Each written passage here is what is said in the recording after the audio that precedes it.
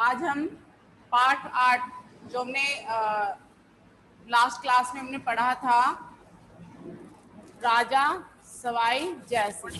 ठीक है,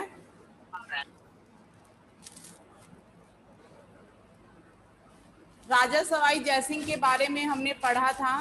ठीक है, उनका जन्म कब हुआ, उन्होंने क्या क्या किया, कितनी उनके जीवन में क्या क्या घटित हुआ, है ना। 11 वर्ष की उम्र में ही उन्हें मतलब सम्राट बना दिया गया था।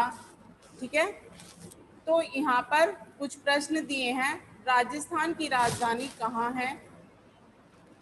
महाराजा सवाई जयसिंह का जन्म कब हुआ था? 3 नवंबर 1688 ईस्वी में। औरंगजेब की मृत्यु कब हुई? 1707 ईस्वी में। जयपुर को किस नाम से जाना जाता है? गुलाबी नगर। ठीक है, उसके बाद यहाँ पर बहुविकल्पीय प्रश्न दिए हैं। जयपुर नगर के बसने से पहले जयपुर राज्य की राजधानी थी। यहाँ पर 3 विकल्प दिए गए हैं, अलवर, आमेर, जयनगर। तो यहाँ पर आमेर जो सबसे पहली राजधानी थी वो क्या थी? आमेर। राजा जयसिंह ने सर्वप्रथम युद्ध मुगलों के लिए जीता था 25 वर्ष की आयु में, 35 वर्ष की आयु में, 11 वर्ष की आयु में? 11 वर्ष की आयु में। 11 वर्ष की आयु में। राजा जयसिंह ने पर्यवेक्षण शालाएं बनवाई, कितने स्थानों पर बनवाई थी उन्होंने? 3 स्थानों पर बनवाई थी, या 4 या 5? तो उन्होंने 5 स्थानों पर बनवाई थी। ठीक है,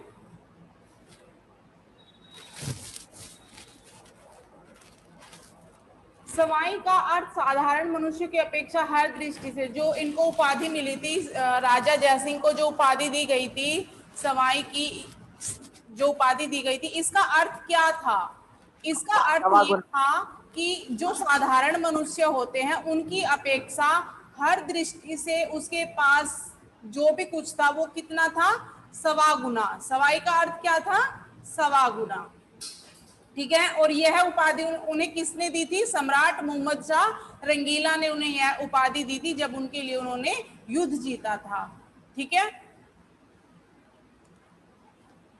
अति लघुत्तरीय प्रश्न में है, प्रस्तुत पाठ किस नरेश के विषय में है? किस राजा के बारे में हमने इस पाठ में पढ़ा है? राजा सवाई जयसिंह। ठीक है, राजा जयसिंह को सवाई की पदवी किसने दी? सम्राट मोहम्मद शाह रंगीला ने इनको सवाई की पदवी दी थी या उपाधि दी थी। राजा जयसिंह की उपमा किस अंग्रेजी वैज्ञानिक से दी जाती है? Isaac Newton. क्या राजा जयसिंह तथा न्यूटन समकालीन थे? हाँ। राजा जयसिंह कितनी आयु में नरेश घोषित किए गए? 11 वर्ष की आयु में।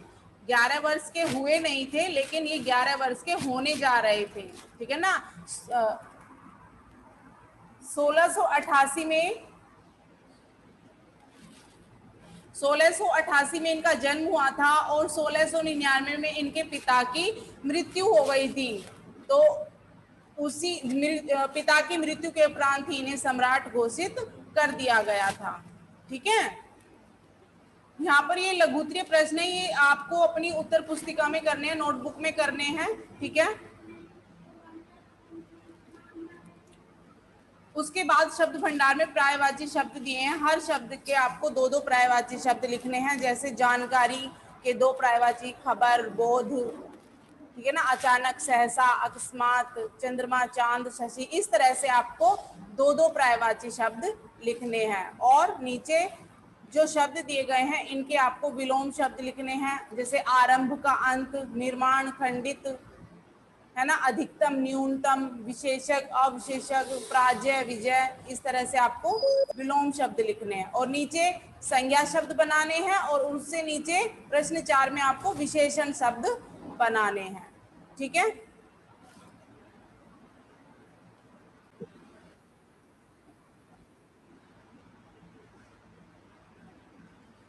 प्रश्न 5 में क्या करना है आपको? नीचे दिए गए प्रत्येक युग्म के शब्दों में वाक्य बनाकर अंतर स्पष्ट कीजिए। यहाँ पर देखो दो शब्द दिए हैं और दोनों में हमें अंतर स्पष्ट करना है और वाक्य बनाकर, ठीक है। कैसे? सुर और सूर। यहाँ पहला जो शब्द लिखा है वो सूर लिखा है और दूसरा जो लिखा है वो सुर लिखा है, ठीक है। सूर, सूरदास जी, यहाँ सूरदास जी से मतलब है, सूर का किससे मतलब है? सूरदास जी जो कि कवि थे, ठीक है। ये दोहे सूर जी ने लिखे हैं, ठीक है। सूर का मतलब यहाँ पर कवि से है, ठीक है। और सुर, सुर का मतलब लय से होता है, जो हम गाते समय जिस जैसे बोलते ना सुर में गाया करो, मतलब लय में गाया करो। तो हम यहाँ पर वाक्य बनाकर उसका अंतर स्पष्ट करेंगे। जैसे ये दोहे सूर जी ने लिखे हैं, सभी बच्चे कविता को सुर में पढ़ेंगे, ठीक है। उत्सव और त्योहार, अब दोनों में क्या अंतर है? अंतर स्पष्ट करते हुए हमें वाक्य लिखना है। उत्सव क्या होता है? एक मतलब उत्सव होता है कि खास पल, यानी जैसे कोई छोटी मोटी हमें खुशी भी हो जाती है तो उसके लिए हम क्या जैसे मनाते ना, जैसे आप मान लो आपका जन्मदिन ही है ना, जन्मदिन ही है, या कोई आपको मतलब जैसे कोई प्राइज मिला है किसी चीज के लिए, तो मतलब ऐसे खुशी हुई ना, तो उसके लिए जो हम छोटी सी पार्टी करते हैं उसको हम उत्सव बोलते हैं। और त्योहार क्या होता है? एक निश्चित दिन होता है, जैसे 15 अगस्त, दिवाली, मतलब एक निश्चित दिन के लिए आता है ना, 26 जनवरी। ऐसे त्योहार क्या होता है? जो एक निश्चित दिन होता है, ठीक है।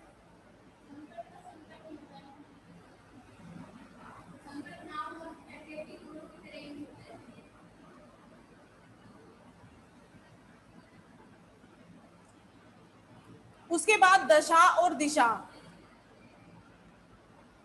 दशा का अर्थ होता है हालत, अवस्था, है ना, उसकी दशा कैसी है।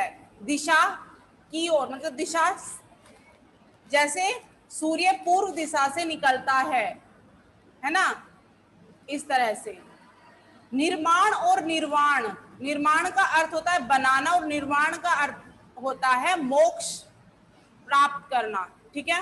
तो निर्माण, बच्चों के खेलने के लिए यहाँ एक पार्क का निर्माण हुआ है, और मोक्ष, निर्वाण से हम बनाएंगे निर्वाण प्राप्त करना भक्तों का एकमात्र लक्ष्य होता है या एकमात्र लक्ष्य है, ठीक है। इस तरह से आप अंतर स्पष्ट करते हुए वाक्य बनाएंगे।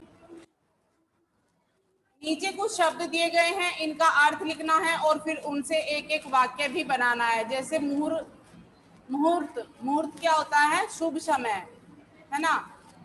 तो उनसे उनका अर्थ लिखकर एक एक वाक्य बनाना। पर्यवेक्षणशाला, देख रेख।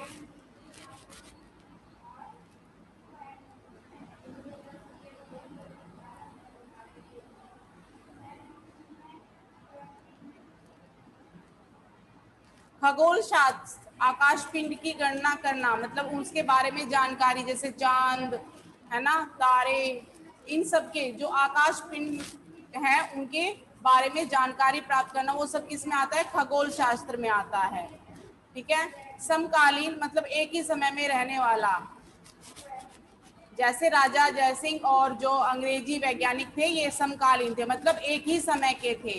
तो समकालीन का क्या अर्थ होता है? एक ही समय में रहने वाला।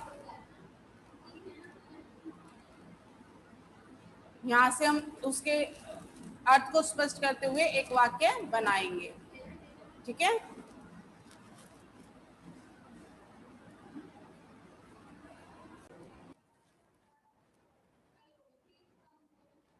भाषा कौशल्य, यहाँ पर देखिए काशी नगर को प्राय वाराणसी लिखा जाता है, वाराणसी लिखा जाता है, जो कि अशुद्ध है। ये नगर दो नदियों के बीच में स्थित है। नदियों के नाम है वर्ण तथा असी। इन दोनों नामों की संधि करने पर जो नाम बनता है वह बनता है वाराणसी, लेकिन हम लिखते क्या है इसको? वाराणसी, है ना।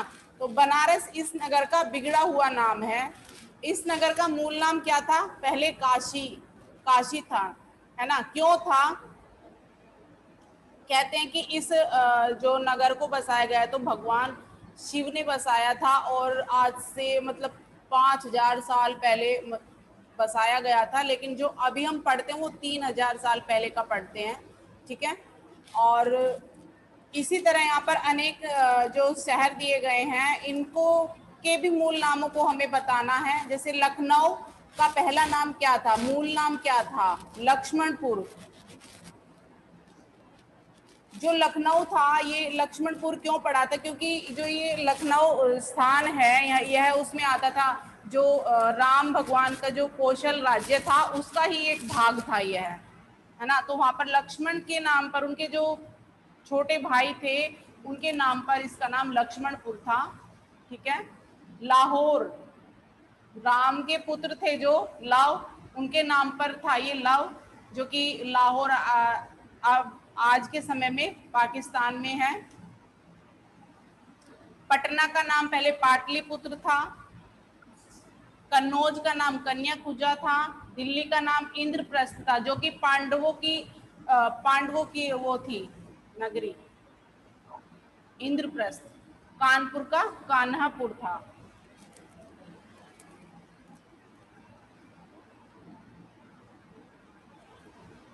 योजक की परिभाषा देकर नीचे दिए गए वाक्यों में से योजक शब्द चुनकर लिखिए। योजक शब्द होते क्या हैं? जो शब्द दो शब्दों को जोड़ते हैं या दो वाक्यांशों को जोड़ते हैं, दो वाक्यों को, उपवाक्यों को जोड़ते हैं, उनको हम क्या कहते हैं? योजक शब्द। योजक अर्थात समुच्चय बोधक शब्द, समुच्चय बोधक शब्दों को ही हम योजक शब्द कहते हैं। ठीक है। जैसे नीचे कुछ उदाहरण दिए गए हैं, उनमें से हमें अलग करना है कि कौन सा इनमें योजक शब्द दिया गया है। महाराजा जयसिंह गणित तथा खगोल विद्या के विशेषज्ञ थे। तो यहाँ पर दो उपवाक्यों को जोड़ा गया है, दो शब्दों को जोड़ा गया है, तो क्या है? तथा। वह चतुर तो हैं परंतु हठी भी हैं, परंतु आप शांत बैठिए अथवा यहाँ से चले जाइए। यहाँ पर दो उपवाक्यों को जोड़ा गया है, अथवा। महाराजा जयसिंह ने युद्ध जीत लिया यद्यपि वे 11 वर्ष के ही थे। यद्यपि। मेरा धन लौटा दीजिए अन्यथा मैं आपकी निंदा करूंगा। अन्यथा। निंदा। हमें एक मकान खरीदना है अतः हमें धन कमाना होगा। अतः। सुनीता सुंदर भी है और गुणवती भी। और।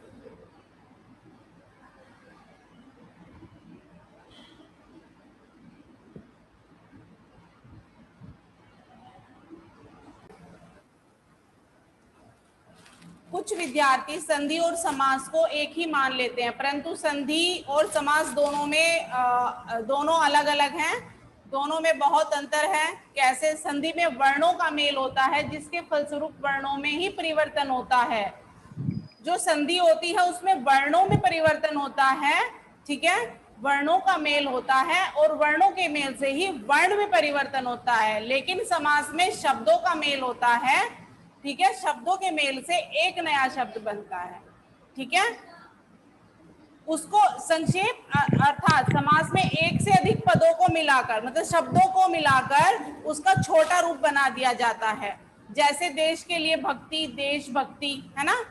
इन पदों को अगर हम संक्षिप्त करके छोटा रूप लिखेंगे तो हम देशभक्ति लिखेंगे, है ना। जैसे राजा का पुत्र, उसके लिए हम छोटा रूप क्या लिखेंगे? राजपुत्र। समझ में आया? Yes ma'am.